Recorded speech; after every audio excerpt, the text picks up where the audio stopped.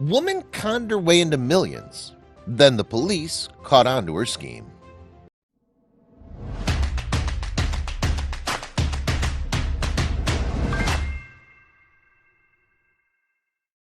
There are certain skills you need to have in order to be a great scam artist. Quick thinking, the ability to recognize an opportunity, and a complete and utter lack of morals. Cassie Chadwick was a master of all three.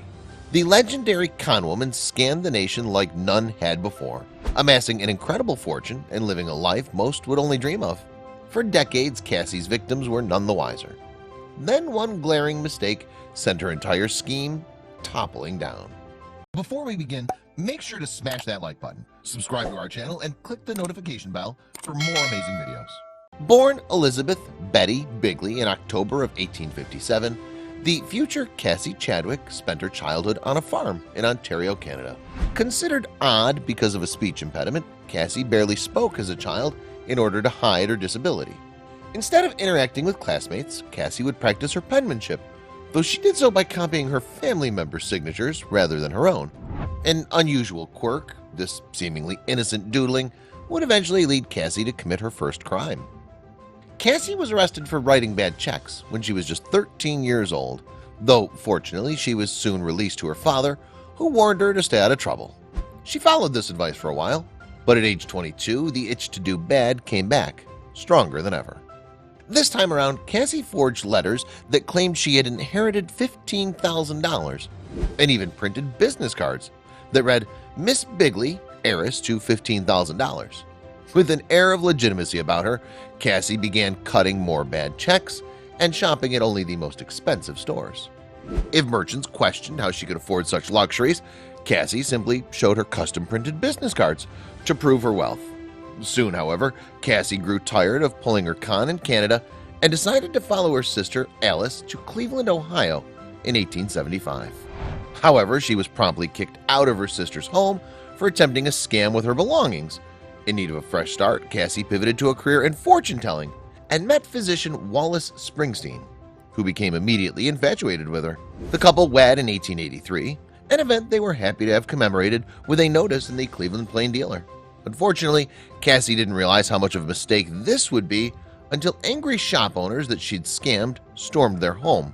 Wallace paid off her debts, though the two divorced after just 12 days of marriage. Back on her own, Cassie once again turned to fortune-telling, this time posing as Madame Maria Rosa. Under this identity, Cassie had a brief stint fortune-telling in Pennsylvania before scamming enough money from the locals to travel back to Cleveland. Then she faked her own death to get out of paying her loans.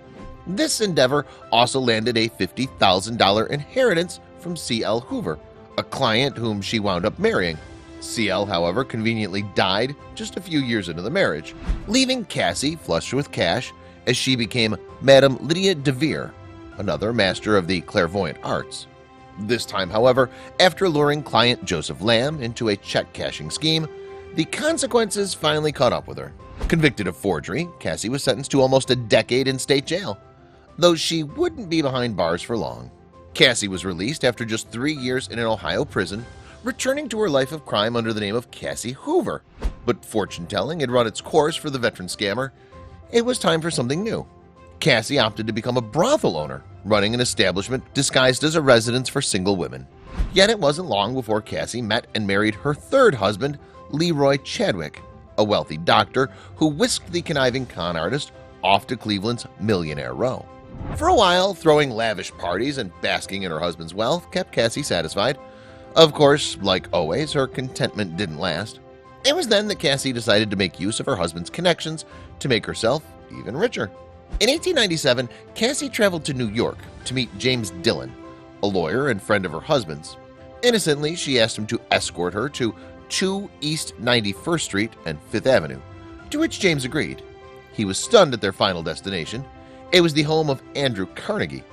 Cassie then revealed that she was the business magnate's illegitimate daughter, a fact she seemed to confirm after venturing inside the mansion and returning with a $2 million promissory note. In reality, Cassie had snuck into the home and simply forged the payment slip. Dillon, however, was none the wiser. As news of his illegitimate daughter became public knowledge, Carnegie was so stricken with guilt that he began showering Cassie with enormous amounts of money. With one of the richest men in the world in her pocket, the career conwoman now had free rein to do anything she wanted, and she did. For the next 8 years, Cassie traveled from bank to bank, securing loans in Carnegie's name that amounted to over $2 million, equal to around $50 million today. Her lavish lifestyle soon earned her the moniker the Queen of Ohio, her wealth unmatched by any.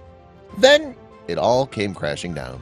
In 1904, a Massachusetts banker called in one of Cassie's loans, which she revealed she could not pay. The bank sued, and soon the extent of her deceit was revealed. A highly publicized trial followed, and on March 10, 1905, Cassie Chadwick was sentenced to 14 years in prison. The con was finally over. Because of her celebrity status, Cassie was permitted to bring a number of her possessions with her to prison. In the end, however, this leniency wouldn't matter. Just 2 years into her sentence, Cassie died from stomach and heart-related illnesses, leaving behind a legacy as the greatest con woman in history.